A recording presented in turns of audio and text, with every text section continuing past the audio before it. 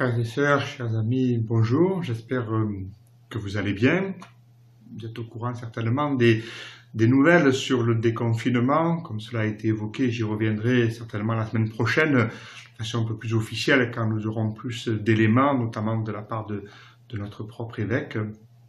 Mais aujourd'hui, je voudrais, avec vous, poursuivre notre enquête sur la mort et la résurrection du Christ, poursuivre les dernières auditions aujourd'hui de témoins improbables, comme je les ai appelés, c'est-à-dire des témoins auxquels nous ne nous attendions pas, et pourtant ils ont eux aussi, elles aussi, quelque chose à nous dire de cette mort et résurrection du Christ.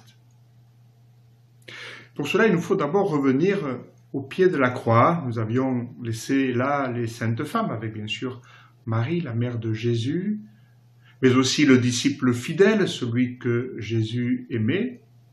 Mais il y a quelqu'un d'autre qui est là, un centurion, c'est-à-dire un soldat romain qui a autorité sur une centaine de personnes, donc quelqu'un de gradé. Et selon Matthieu, Marc et Luc, les synoptiques, chaque fois au moment de la mort de Jésus, il s'exprime avec deux expressions différentes. D'abord chez Matthieu et Marc, vraiment, celui-ci était le Fils de Dieu.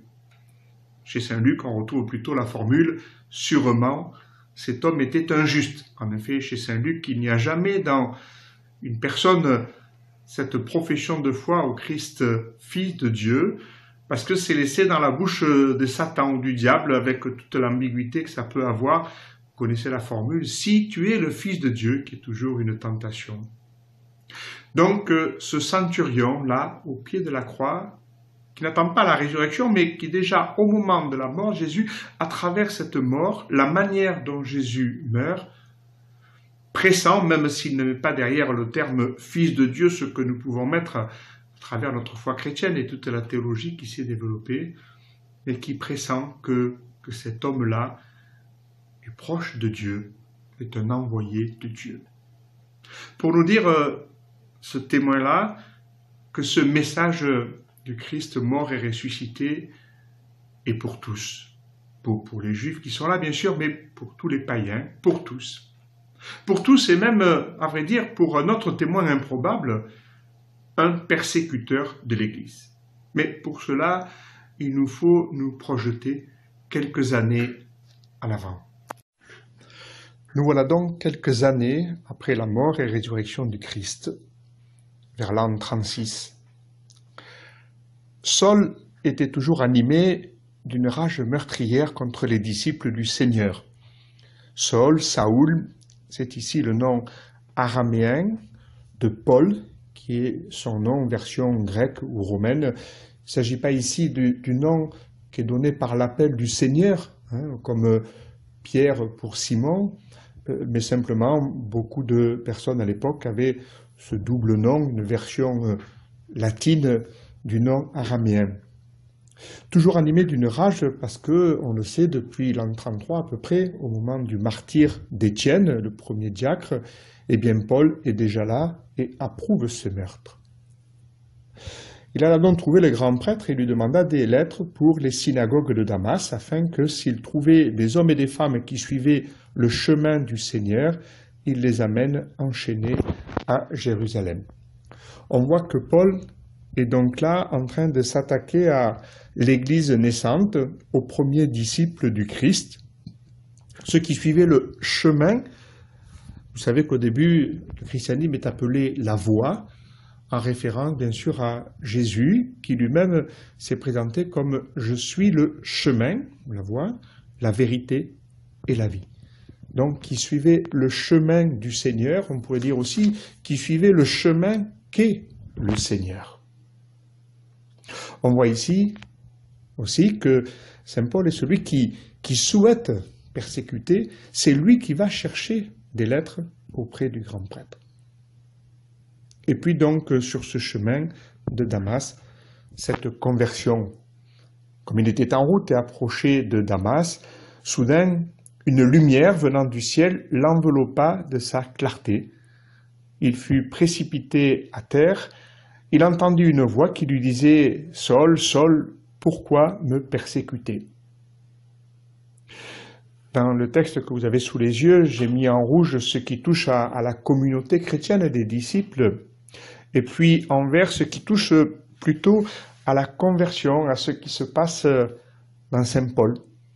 Ici, on voit que Jésus se manifeste à lui comme une lumière, à travers quelque chose à voir, et puis aussi à travers une voix, qu'il appelle par son nom, Saül, un peu comme jadis il appelait Marie, Mariam.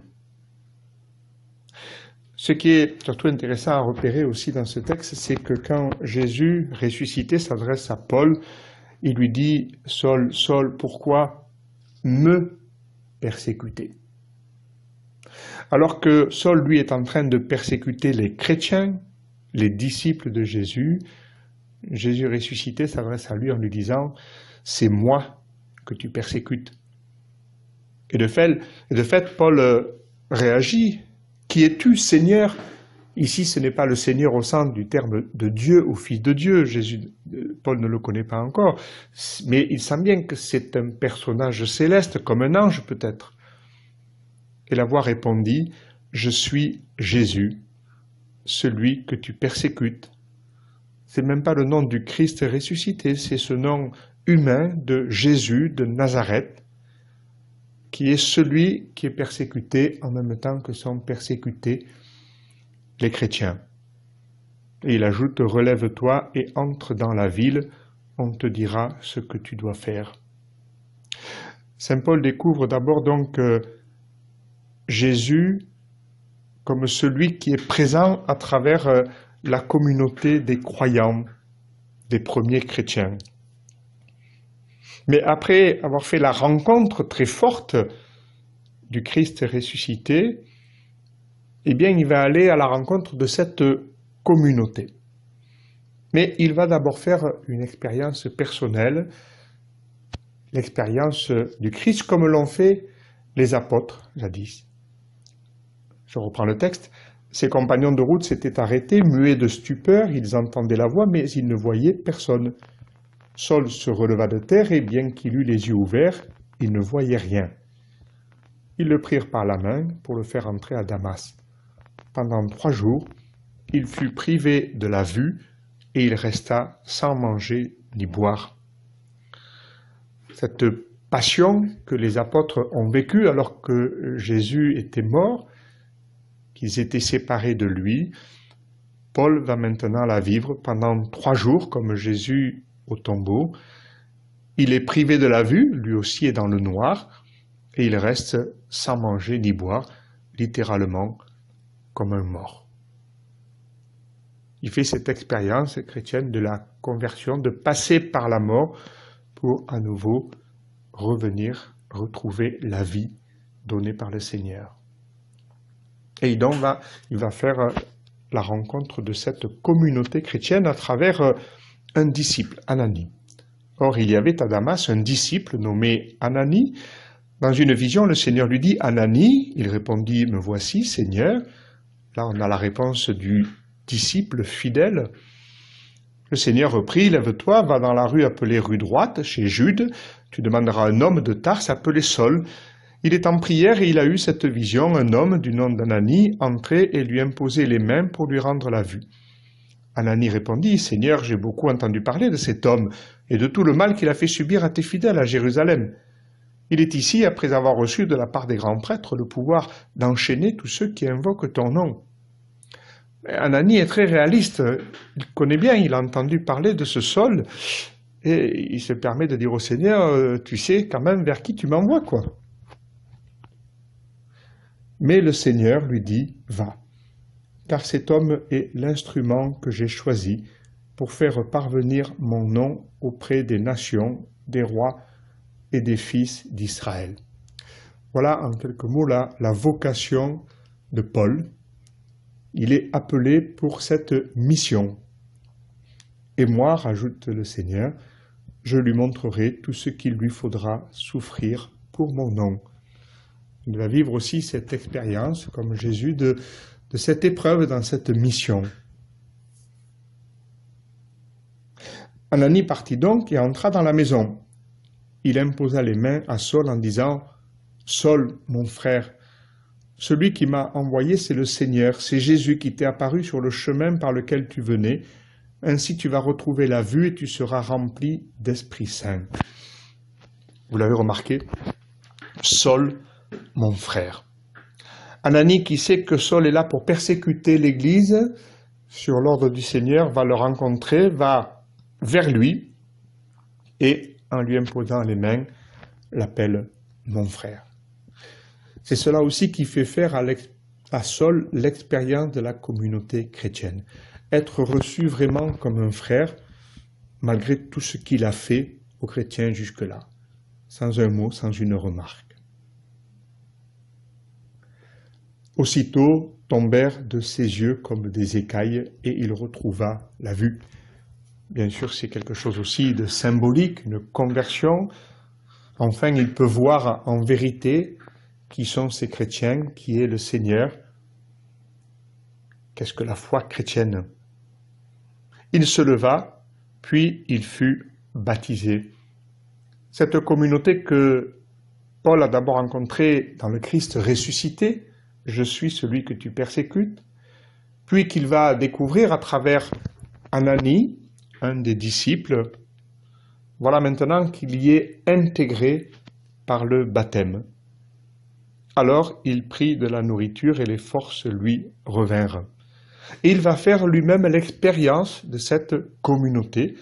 Il passa quelques jours à Damas avec les disciples. Il vit en église avec les autres. Et puis, eh bien, puisqu'il a reçu l'Esprit Saint, il va partir en mission. Et sans plus attendre, il proclamait Jésus dans les synagogues, affirmant que celui-ci est le Fils de Dieu. Voilà, c'est-à-dire que lui-même devient évangélisateur pour appeler de nouveaux disciples dans l'Église. Ici, dans ce texte, ce qui nous est révélé du Christ ressuscité, c'est surtout, à travers l'expérience de saint Paul, ce lien, bien sûr, avec l'Église. Et c'est ce que Paul, justement, va développer dans toutes ses lettres, mais plus particulièrement, vous le savez, dans la première lettre aux Corinthiens, au chapitre 12, où lui-même va finir par dire « Vous êtes, vous, le corps du Christ, et membres chacun pour sa part. » C'est ce que saint Paul va sans cesse défendre dans ses écrits. Les chrétiens, chacun, chacune, sont des membres du corps du Christ. C'est quelque chose que l'on a un peu perdu des fois dans l'Église et puis qui a été retrouvé au siècle dernier, ce qu'on appelle le corps mystique du Christ et qui va être plus largement développé dans le Concile Vatican II. Aujourd'hui, c'est une image plus habituelle. Il y a des chants aussi, nous sommes le corps du Christ, etc. Voilà ce que saint Paul découvre et ensuite, bien sûr, va faire découvrir aux chrétiens et à tous les païens qui vont se convertir au Christ ressuscité. Mais maintenant que nous avons un peu avancé, après la mort et la résurrection du Christ, nous allons par contre retrouver d'autres improbables témoins, mais alors bien en avant, en remontant en arrière. Vous connaissez peut-être cette icône qu'on appelle l'anastasie, c'est-à-dire le relèvement, aussi la résurrection, et qui est dans l'église Saint-Sauveur in Cora, à Istanbul. Vous avez peut-être vu déjà des reproductions, ou peut-être la fresque elle-même. Cette église qui a été construite au 5e siècle, qui est ensuite devenue une mosquée, qui à partir de 1948 a été un musée. Et ces fresques, en fait, ont été conservées parce qu'elles avaient été recouvertes, parce que les musulmans ne voulaient pas qu'il y ait de représentation humaine dans la mosquée, mais elles ont été conservées et restaurées, et visibles actuellement. Cette icône, nous voyons bien sûr au centre le Christ, auréolé de blanc, comme pour sa transfiguration, pour sa résurrection, et puis il tient de chaque côté Adam et Ève.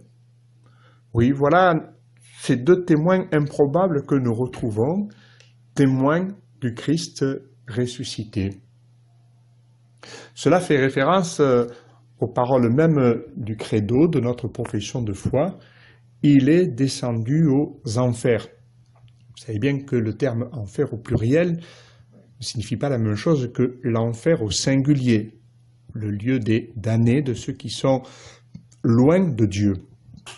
Ici, les enfers, le Sheol ou l'Hadès, pour prendre les termes hébreux ou grecs, sont les lieux des enfers, le lieu des morts. Vous vous rappelez peut-être le passage du Lazare, ce bon Lazare qui est à l'Hadès, au lieu des morts, avec le riche. Cela fait référence au texte, puisque d'abord on dit « il est ressuscité d'entre les morts ». Donc le Christ est allé au séjour des morts. Même si Saint Pierre, dans son premier discours à la Pentecôte, dira « il ne pouvait pas être retenu dans l'Hadès, dans ce séjour des morts ». Et l'Apocalypse, le dernier livre du Nouveau Testament, présentera le Christ en disant « je détiens la clé de la mort et de l'Hadès ». Qu'est-ce que exprime à la fois cette icône et puis l'expression théologique qui est dans le credo? Bien d'abord que Jésus est vraiment mort, il a été réuni aux morts, il est allé au séjour des morts, mais qu'en même temps, il est le sauveur de tous, et qu'en descendant dans le séjour des morts, il est allé les rechercher, et donc jusqu'au premier Adam et Ève, le Christ n'est pas ressuscité pour lui-même, il est ressuscité pour nous donner la vie et la donner à tous en abondance. Et nous voilà donc parvenus à l'ultime témoin improbable. Témoin improbable et pourtant évident, mais qui n'est pas évoqué dans les finales du Nouveau Testament.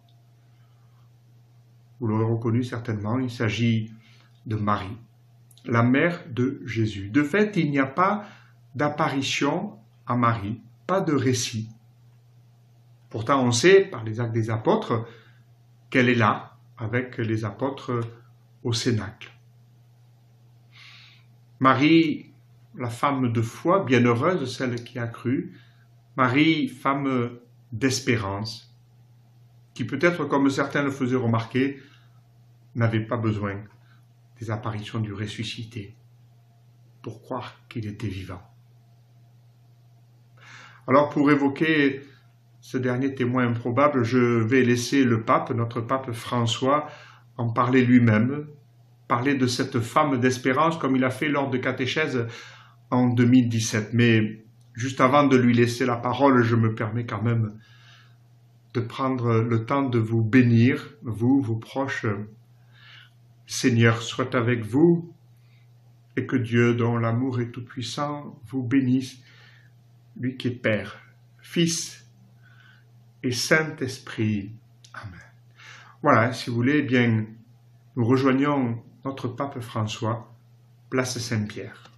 Est une femme qui écoute, qui accueille l'existence telle qu'elle nous est livrée, avec ses jours heureux, mais aussi avec ses tragédies, des tragédies que nous ne voudrions jamais avoir vécues, jusqu'à la nuit suprême de Marie, lorsque son fils est cloué au bois de la croix. Jusqu'à ce jour-là, Marie avait presque disparu des récits des évangiles. Les écrivains sacrés suggèrent, laissent entendre que son absence progressive, sa façon de rester muette devant le mystère d'un fils qui obéit à son père. Cependant, Marie apparaît de nouveau, justement le moment crucial, lorsqu'une grande partie des amis sont partis à raison de la peur. Les mères ne trahissent. Et en cet instant-là, au pied de la croix, personne d'entre nous peut dire quelle a été la passion la plus cruelle. Celle d'un homme innocent qui meurt sur l'échafaud de la croix ou l'agonie d'une mère qui accompagne les derniers instants de la vie de son fils. Les évangiles sont laconiques, sont extrêmement discrets. Ils enregistrent avec un verbe tout simple la présence de la mère. Elle était là. Elle était. Les évangiles ne disent rien de sa réaction. On ne sait pas si elle pleurait ou elle ne pleurait pas. Même pas un coup de pinceau pour décrire sa douleur. Sur ces détails,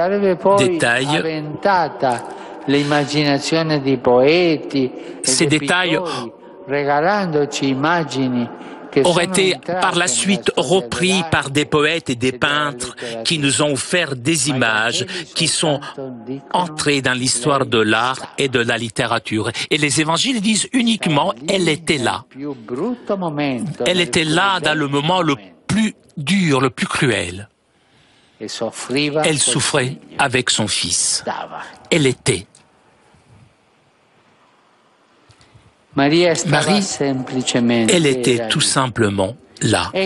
La voici de nouveau, la jeune femme de Nazareth, désormais avec les cheveux gris à cause des années qui avaient passé,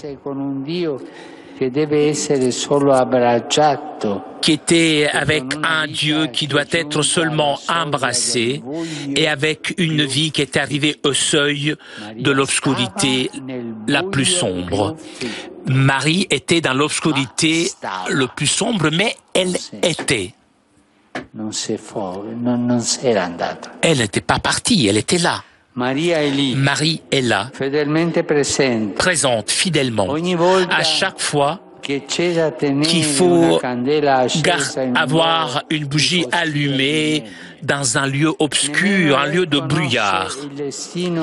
Elle ne connaît pas non plus le sort de résurrection que son Fils était en train d'ouvrir pour nous tous les hommes. Elle est là, elle reste là, par sa fidélité au projet de Dieu, dont elle s'est proclamée servante dès le premier jour de sa vocation, mais aussi à cause de son instant de mère qui tout simplement souffre à chaque fois qu'il y a un fils qui traverse une passion, les souffrances des mamans. Et nous tous, nous avons connu des femmes fortes qui ont vécu les souffrances de leurs enfants. Nous la retrouverons le premier jour de l'Église. Elle, mère d'espérance, au milieu de la communauté des disciples tellement fragiles. L'un avait renié, les autres étaient partis, tous avaient eu peur. Mais elle, tout simplement, elle restait là, dans la façon la plus normale, comme si c'était une chose tout à fait naturelle.